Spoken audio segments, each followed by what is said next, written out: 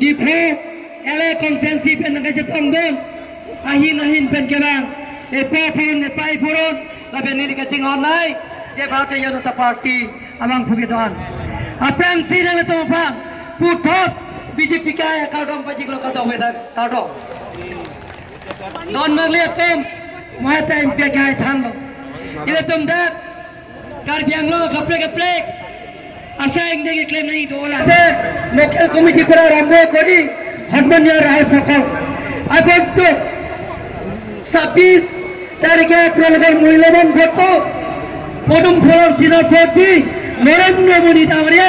তৃতীয়বার কারণে প্রধানমন্ত্রী গুণাসার ভোট অমর সিং টিসক বিপুল করে জয়যুক্ত করিব লাগিব আজি আমার মাজত উপস্থিত আছে ভারতীয় জনপ্রিয় chief minister doctor Himanta Sarma ডাঙরিয়া আর ডক্টর গুপ্তা প্রমোদ বড় ডাঙরিয়া আর দিবাস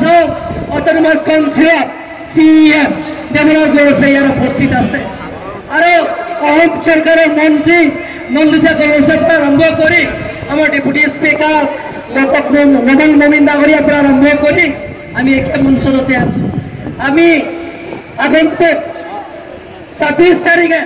কার্বি আংলঙত স্থায়ী শান্তি আনাৰ স্বাৰ্থত ডিমা হাছাও স্থায়ী শান্তি আনাৰ স্বাৰ্থত কাৰ্বি আংলঙৰ ডিমা হাছাও ৰাজনীতিক সমস্যা সমাধান কৰাৰ স্বাৰ্থত কাৰ্বি আংলং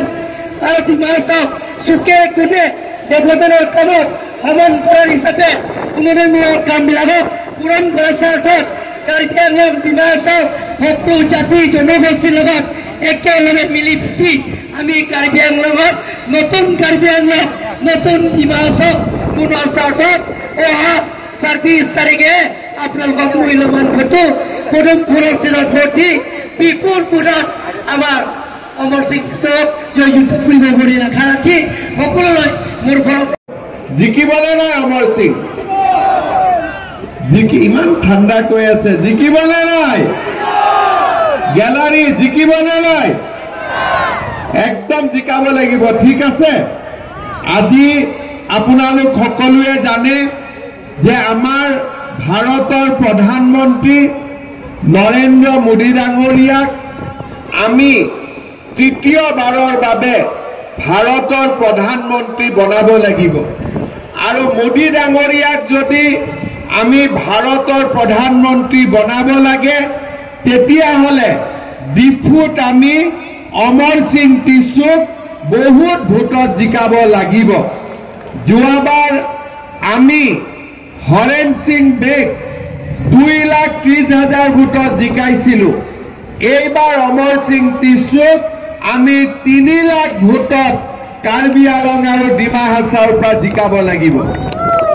পাৰিবনে নাই হ'ব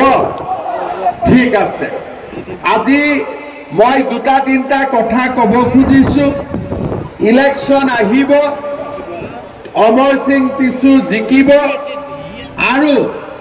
নৰেন্দ্ৰ মোদী ভাৰতৰ প্ৰধানমন্ত্ৰী হ'ব কাৰ্বি আংলং আৰু ডিমা হাছাও জিলাৰ উন্নতিৰ বাবে আমি যিমান কাম কৰিব লাগে আমি কৰি থাকিম কিন্তু মই আজি কেইটামান কথা আপোনালোকক নতুনকৈ ক'ব খুজিছো ইয়াতে আপোনালোকে হাত উঠাওক কাৰ কাৰ ঘৰত ৰেচন কাৰ্ড আছে কাৰ কাৰ ঘৰত ৰেচন কাৰ্ড আছে হাত উঠাওক ওপৰতো হাত উঠাওক কাৰ কাৰ ঘৰত ৰেচন কাৰ্ড আছে সবে হাত উঠাওক ৰেচন কাৰ্ড কাৰ কাৰ আছে মই কিবা ভাল কথা এটা কম ঠিক আছে এতিয়া আপোনালোকে কওক অৰুণোদয় কাৰ কাৰ আছে নোহোৱাবিলাকক পিছত কম অৰুণোদয় কাৰ কাৰ আছে হাত উঠাওক ঠিক আছে অৰুণোদয় নাই কাৰ কাৰ হাত উঠাওক এতিয়া মই আপোনালোকক এইবাৰ ক'ব খুজিছো কি মোক আৰু আপোনালোকে অৰুণোদয় খুদি থাকিব নালাগে যাৰ যাৰ ঘৰত ৰেচন কাৰ্ড আছে তাৰ ঘৰত মই ডাইৰেক্টলি অৰুণোদয় দি দিম হ'ব এতিয়া আপোনালোকক এখন আমি সাৰ্ভে ফৰ্ম বনাইছো কাৰ কাৰ ঘৰত ৰেচন কাৰ্ড আছে কিন্তু অৰুণোদয় নাই আপোনালোকে ডিফুটো নাই, কিন্তু অমৰ সিং টিচুক ভোট দিলে দিল্লীৰ পৰাও গাখীৰ আহিব, দিছপুৰৰ পৰাও গাখীৰ আহিব, আৰু ডিফু আৰু হাফলঙৰ পৰাও গাখীৰ আহিব। আৰু এই গাখীৰেদি আমাৰ কাৰ্বি আলং ডিমা হাছাওৰ ল'ৰা ছোৱালীৰ স্বাস্থ্য ভাল হ'ব আৰু আমি সুন্দৰ কৰি আগুৱাই যাব পাৰিম। শ্ৰদ্ধা ৰাইজ, মোক এতিয়া বাচ্চাবিলাকে সুধিছে যে পুলিচৰ দৌৰ কেতিয়া হ'ব। মই কৈছো পুলিচৰ নতুন এপইণ্টমেণ্ট জুলাই মাহত আমি ইণ্টাৰভিউ আৰম্ভ কৰিম। ঠিক আছে, এইবাৰ আমি 1 লাখ চৰকাৰী চাকৰি দিলো আৰু আমি 35,000 চৰকাৰী চাকৰি 2024 চনৰ ভিতৰত দিম। এতিয়া যদি আপোনালোকে দেখা পায়, কেইদিনমান আগতে APSC ৰিজাল্ট দিছে, কাৰ্বি আলং আৰু ডিমা হাছাওৰ পৰা সবচে বেছি ল'ৰা মেজিষ্ট্ৰেট আৰু DSPত চাকৰি পাইছে। আগত কেতিয়াও ইমান চাকৰি পোৱা নাছিল। পুলিচৰ সাব ইন্সপেক্টৰ হৈছে, আগত কেতিয়াও ইমান চাকৰি পোৱা নাছিল। প্ৰমোদ বড়ো ডাঙৰীয়াই কৈছে যে যেতিয়াৰ পৰা আমাৰ কাৰ্বি আলং আৰু ডিমা হাছাওত বিজেপি চৰকাৰ হ'ল, দিল্লীত নৰেন্দ্ৰ মোদীৰ চৰকাৰ হ'ল আৰু দিছপুৰত বিজেপিৰ চৰকাৰ হ'ল, কাৰ্বি আলঙত কাৰ্বি সকলো শান্তিত আছে, ডিমাচাও শান্তিত আছে, মোৰ গোৰ্খা ভাই সকলো শান্তিত আছে, অসমীয়া ভাষী লোকসকলো শান্তিত আছে, বঙালী ভাষী লোকসকলো শান্তিত আছে, আদিবাসী লোক। মই আপোনালোকক কমিটমেণ্ট কৰিছো যে 2024 চনৰ ভিতৰতে কাৰ্বি আলং আৰু ডিমা হাছাও জিলাত যিমান মানুহৰ ঘৰত ৰেচন কাৰ্ড আছে সকলোকে মই অৰুণোদয় দিয়াৰ ব্যৱস্থা কৰিম। ভাল কথা কলো নে নাই? ভাল কথা কলো নে নাই? অলপ ফূৰ্তি কৰক, ডাঙৰ কৰি হাত চাপৰিটো বজাই দিয়ক, হয় নে নহয়? ঠিক আছে, এতিয়া মই আৰু এটা কথা ক'ব খুজিছো। আমাৰ কাৰ্বি আলং আৰু ডিমা হাছাও জিলাত আমি শিক্ষাৰ উন্নতি কৰিব লাগিব। সেইকাৰণে এইবাৰ আমি এটা সিদ্ধান্ত লৈছো যে কাৰ্বি আলং ডিমা হাছাওৰ যিমান ছোৱালী মেট্ৰিক পাছ কৰি কলেজত এডমিশ্যন ল'ব, সব ছোৱালীকে মই চৰকাৰৰ পৰা 10,000 টকাকৈ গিফ্ট দিম, হ'ব? আৰু যিমান ছোৱালী ডিগ্ৰী পাছ কৰি হায়াৰ ছেকেণ্ডাৰীত নাম লগাব, তেওঁলোকক মই 12,500 টকাৰ গিফ্ট দিম। আৰু কাৰ্বি আলং ডিমা হাছাও যিমান ছোৱালী চেণ্ট্ৰেল ইউনিভাৰ্চিটিত পঢ়িব বা গুৱাহাটীত গৈ ইউনিভাৰ্চিটিত পঢ়িব,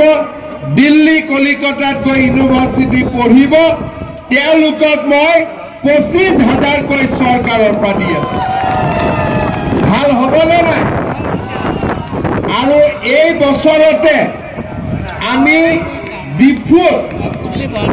আমাৰ ষ্টেট ইউনিভাৰ্চিটি, একটা নতুন ইউনিভাৰ্চিটি বনোৱাৰ কামো আমি আৰম্ভ কৰিম উইদিন 2024। ইয়াৰ পিছত মই আৰু এটা কথা ক'ব খুজিছো। ৰেচন কাৰ্ড হৈ গ'ল, ৰেচন কাৰ্ড হ'লে আমি এটা কাৰ্ড পাওঁ, আয়ুষ্মান ভাৰত। সেই কাৰ্ডটো পালে আমি 5 লাখ টকাৰ বিনামূলীয়া ট্ৰিটমেণ্ট কৰাৰ সুবিধা পাওঁ। ৰেচন কাৰ্ড পালে আমি উজ্জ্বলা গেছ পাওঁ, চিলিণ্ডাৰত 300 টকা দাম কম লাগে। এতিয়া ৰেচন কাৰ্ড পালে অৰুণোদয়ো পাব 1250 টকা। কিন্তু এইবাৰ মই আৰু এটা কথা ভাবিছো যে আমাৰ ৰেচন কাৰ্ড পৰিয়ালত যি মুৰব্বী মানুহ থাকে, সেই মুৰব্বী মানুহৰ যদি কিবা কাৰণত মৃত্যু হয়, এক্সিডেণ্ট হয়, পৰিয়ালটোৰ বহুত দুখ আৰু কষ্ট হয়। সেইকাৰণে এইবাৰ ৰেচন কাৰ্ডৰ পৰিয়ালৰ যি মুৰব্বী মানুহ হ'ব হেড অফ দ্য ফেমিলি তেওঁক আমি চৰকাৰৰ খৰচত বিনামূলীয়া ইঞ্চুৰেঞ্চ কৰি দিম যাতে কিবা কাৰণত ফেমিলিৰ মৃত্যু হ'লে ফেমিলিটোৱে অলপ হ'লেও টকা চৰকাৰৰ পৰা পাব পাৰে তাৰমানে আপোনালোকে চিন্তা কৰক মোদীয়ে আমাক একটা ৰেচন কাৰ্ড দিছে এই ৰেচন কাৰ্ডত 5 কেজিকৈ চাউল আমি বিনা পইচাত পালো উজ্জ্বলা গেছ আমি পালো আয়ুষ্মান আছে মোৰ সন্মানটো বাচিব তেতিয়া টিভি বিলাকে ৰেকৰ্ড কৰি আছে 3 লাখত জিকিব যদি 2 লাখত জিকে আকৌ ষ্টেটমেন্ট লিখি দিব যে 3 লাখ কলে 2 লাখত জিকিলে তো 3 লাখত জিকাব পাৰিম না নাই একদম 3 লাখতকৈ এটা ভোটো কম হ'ব নালাগে হ'ব এই গ্যালাৰী বিলাক বহুত ঠাণ্ডা কৰি বহি আছে হ'বনে নাই গ্যালাৰীত বহিলে আৰাম লাগে নেকি অলপমান যি নহওক গ্যালাৰীৰ পৰাও 3 লাখ ঠিক আছে আৰু মই আজি অসমৰ ৰাইজকে মই জনাইছো যে কাৰ্বি আলং আৰু ডিমা হাছাৰ মানুহে নৰেন্দ্ৰ মোদী ডাঙৰীয়াক বহুত ভাল পায় আৰু সেই কাৰণে এক ডিফু সমষ্টি অসমৰ ভিতৰতে 1 নম্বৰ ভোটত জিকাব এই কথা মই নৰেন্দ্ৰ মোদী ডাঙৰীয়াক কম আৰু আপোনালোকে সকলোৱে মোৰ সন্মানটো ৰক্ষা কৰিব ঠিক আছে কংগ্ৰেছৰ কোনো নেতাৰ কথা বিশ্বাস নকৰিব যোনে টিভিত বেছিকৈ কয় সিয়ে সোনকালে জইন কৰিব হয় গতিকে আপোনালোকে কোনো কংগ্ৰেছৰ লিডাৰৰ কথা বিশ্বাসে নকৰিব কংগ্ৰেছৰ লিডাৰৰ লগত কথা তেওঁলোকৰ ষ্টেটমেণ্ট দিয়াৰ আগতে তেওঁলোকৰ মোবাইলবোৰ চেক কৰিব লাগে যে আপোনালোকে বিজেপিৰ লগত কথা পাতি আছে কি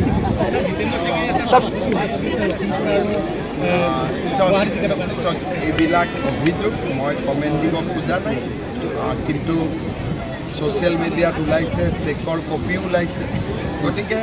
বিভিন্ন সংস্থা আছে তেওঁলোকে এই বিষয়টো বিচাৰ বিবেচনা কৰিব আৰু এইটো মোৰ এখতিয়াৰৰ ভিতৰত নপৰে কাৰণে মই সোমাব স্যাৰ নগাঁও লোকসভা 24 বৰ্ষতে নতুন উপহাৰ পাব কি কৈছে কংগ্ৰেছৰ বৰপেটা প্ৰাৰ্থীকে বিজেপিৰ মতে হৈছে বুলি কৈছে কংগ্ৰেছৰটো গোটেই কেইগৰাকী প্ৰাৰ্থী আমাৰ মতে হৈছে স্যাৰ কাৰ্বি আংলঙে 24 বৰ্ষত ইউনিভাৰ্চিটি এখন পাব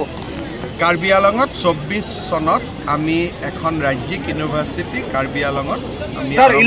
কথা ভাবি আছো স্যাৰ লাহৰীঘাটত কালি ভূপেন বৰাই কৈছে যে নগাঁও সমষ্টিৰ নিৰ্বাচনী প্ৰেক্ষাপটে অসমৰ 14টা লোকসভা সমষ্টিৰ ভাগ্য নিৰ্ণয় কৰে কালি অদ্ভুত কি কথা ক'লে মই নাজানো তেওঁ লাহৰীঘাটত কালি ইফতাৰ কৰিছিল আৰু লাহৰীঘাটত ইফতাৰ কৰি ক'লে যে লাহৰীঘাটে যি সিদ্ধান্ত লয় সেইটোৱে উজনি অসমীয়া সিদ্ধান্ত মইতো বুজি নাপালোঁ মৰিগাঁও বা লাহৰীঘাটত ইফতাৰত লোৱা সিদ্ধান্ত এটা যোৰহাট শিৱসাগৰৰ মানুহে কিয় মানিব সেইটো আপোনালোকে ভূপেন বৰাকে সুধিব একচুৱেলি ভূপেন বৰায়ো কি কৈ থাকে তেওঁৰো কোনো তেওঁ ইফাল ইফাল দুই কুল ৰক্ষা কৰি ক'ব লাগে গতিকে তেওঁ মাজে মাজে 14টা লোকসভা সমষ্টিৰ ভাগ্য নিৰ্ণয় কৰিব বুলি কৈছে সেইটো কিন্তু তেওঁ দুই কুল ৰক্ষা কৰি কৈ থাকে আৰু বেছি সময় কংগ্ৰেছৰ ক্ষতি হোৱা কথাটোকে তেওঁ কৈ থাকে কাৰণ লাহৰীঘাটত ইফতাৰত কোৱা কথা এটা যোৰহাটৰ মানুহে কিয় শুনিব শিৱসাগৰৰ মানুহে কিয় শুনিব তেওঁ কৈছে যে আমি য'ত থিয় হৈ আছোঁ বা মধ্য অসমীয়া লোৱা সিদ্ধান্ত এটাই উজনি অসমত শুনিব কি হ'ল তাৰমানে ইফতাৰত কি খালে যিহেতুকে দুজন প্ৰাৰ্থী আছে এজন জয়ৰাম ইংলেং CM আছিলে কাৰ্বি আংলং ব্ৰাঞ্চ কাউন্সিল আৰু এজন আছে অমৰ সিং কৃষ্ণ তেওঁ যদি CM আছিলে তেওঁৰ চাগে যথেষ্ট ভোট থাকিব এই 3 লাখ ভোটৰ ব্যৱধান হ'ব আছে জানো স্যাৰ যিগৰাকীয়ে বিজেপি জয়ৰাম ইংলেঙৰ ভোট আছে বুলিতো মই শুনা নাই আৰু যিখিনি অলপ চলপ ভোট আছিলো এইখিনিতো জইনে কৰি দিলে কাউন্সিল ইলেকশ্যনতো আপুনি দেখা নাছিল স্যাৰ তেওঁ কাউন্সিল ইলেকশ্যনতো তেওঁতো ঘৰৰ পৰাই ওলোৱা নাছিল গতিকে এইবিলাক উঠিছে আৰু কোনোবা এজনটো উঠিব লাগিব স্যাৰ সংখ্যালঘু এলেকাত দৰে বলে সংখ্যালঘুসকল বিজেপি যোগদান কৰি আছে কি ক'ব আমাৰ চৰকাৰৰ দিনত সংখ্যালঘুসকলৰ প্ৰতি কোনো অন্যায় হোৱা নাই আমি সকলোৰে কাৰণে সমানে কাম কৰি আছোঁ গতিকে তেওঁলোক যিমানে বিজেপি দলত আহে নৰেন্দ্ৰ মোদী ডাঙৰীয়াৰ উন্নয়নৰ প্ৰক্ৰিয়াটোত অংশ ল'ব আৰু দূৰে দূৰে থাকিলে দূৰে দূৰে থাকিব লাগিব সেইকাৰণে মই ভাবোঁ যে যদি কোনোবাই যোগদান কৰিছে এইটো ভাল কথা আমিতো সকলোকে বিচাৰোঁ সবকা সাথ সবকা বিশ্বাস ছাৰ দ্বিতীয় পৰ্যায়ৰ যিহেতু আহিছে আপুনি দ্বিতীয় পৰ্যায়ত কেনেকুৱা হ'ব 26 তাৰিখ আমিনুল ইছলামে হৰুৱাব পাৰে হৰুৱাব নোৱাৰিব পাৰে মই নাজানো কিন্তু বৰ্তমান তেওঁলোকৰ তাততো নগাঁৱৰ পলিটিক্সটো এতিয়ালৈকে আমিনুল ইছলামেও কয় তেওঁ জিকিব প্ৰদ্যুৎ বৰদলৈয়ে কয় তেওঁ জিকিব কিন্তু আপোনালোকে টিভিত পেপাৰত মানুহৰ লগত কথা পাতিলে দেখিব যে এইবাৰ নগাঁও আসনখন সুৰেশ বৰাই পাব বিজেপিৰ পৰা মাথাউৰিটো ইমান ধুনীয়া কাম আমাৰ চৰকাৰে কৰি আছে আৰু কাম আমি হাতত ল'বৰ কাৰণে ৰেডি আছোঁ খালি ৰাইজে ওচৰ চাপি আহিলে চব কাম মুখ্যমন্ত্ৰী ডাঙৰীয়া নিৰ্বাচনৰ আগত আপুনি কৈছিলে যে মিয়াৰ ভোট নালাগে কিন্তু এইবাৰ দেখা গৈছে যে বিজেপিত আটাইতকৈ বেছি জইনিং প্ৰগ্ৰামটো মুছলমানসকলে মই এইটোৱে কৈছোঁ যে বিধানসভা নিৰ্বাচনত যি আছিলে তাৰ পিছত বিজেপিয়ে বহুত কাম কৰিলে কেনেকুৱা তালাক আইন আনিলে তালাক বন্ধ হ'ল বাল্য বিবাহ বন্ধ হ'ল ল'ৰা ছোৱালীয়ে বিনা পইচাত চাকৰি বাকৰি পালে এতিয়া বহু বিবাহ বন্ধ হ'ব গতিকে সংখ্যালঘুৰ অঞ্চলৰ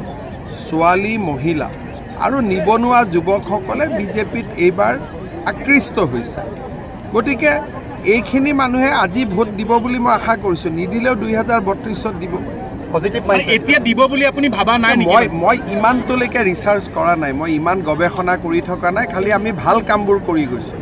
তালাক আইন বন্ধ কৰিলোঁ বহু বিবাহ বন্ধ কৰিলোঁ বাচ্চাৰ বিয়া বন্ধ কৰিলোঁ য'ত য'ত মথাউৰি নাই তাত মথাউৰি বনালোঁ য'ত ৰাস্তা নাই তাত ৰাস্তা বনালোঁ যি মানুহে আগতে অংগনবাদীৰ কাৰণেও 10 লাখ টকা ঘোষ দিব লাগিছিল তাত বিনা পইচাত চাকৰি পালে গতিকে মই আগতে কৈছোঁ যে ভোট নালাগিলেও উন্নয়নটো কৰিমেই গতিকে উন্নয়ন হৈ গ'ল আজি 3 বছৰ আৰু বহুত উন্নয়ন হ'ব কিন্তু এইটো কথা ঠিক যে সংখ্যালঘু অঞ্চলৰ মহিলা আৰু ছোৱালীবিলাকৰ দুৱা এইবাৰ আমাৰ লগত ভোট আছেনে নাই মইতো ক'ব নোৱাৰোঁ এইবাৰ ভাল ঘোষণা কৰিছোঁ যে যিমান ছোৱালী মেট্ৰিক পাছ কৰিব কলেজত নাম ল'লে 10,000 টকা যদি ডিগ্ৰীত নাম লগায় 12,500 আৰু পোষ্ট গ্ৰেজুৱেটত নাম লগালে 25,000 টকা চৰকাৰে আজমলে কৈছে 8-9 লাখ ভোটত তেওঁ জিকিব ধুবুৰীত আজমল আৰু ৰকিবুল হুছেইনৰ কথাক লৈ মোৰ কোনো ইণ্টাৰেষ্ট নাই এখন পাব এখন কোনখন নাপায় ধুবুৰীত আমাৰ স্যাৰ বুথৰ সদস্য কৰিলে নেকি স্যাৰ বিজেপি ধুবুৰীটো মই গিভ আপ প্ৰথম দিনাই কৰি থৈ দিছোঁ স্যাৰ বুথৰ ধুবুৰী 4টা বিধানসভা সমষ্টিত আমি লিড পাম আৰু সেই লিড পালে বিধানসভাত আমাৰ ফলাফল ভাল হ'ব লোকসভাতো আমাৰ প্ৰাৰ্থী আছে চেষ্টা কৰি আছে কোনোবা সুৰুঙাই যদি জিকি যাব এইটো বেলেগ কথা কিন্তু বৰ্তমানলৈকে আমাৰ জিকাৰ সম্ভাৱনা কম যেতিয়া ধুবুৰীত প্ৰচাৰত যাম তেতিয়া গম পাম যে জিকাৰ পৰিৱেশটো আছে সহযোগিতা পাইছে আপোনাৰ যিটো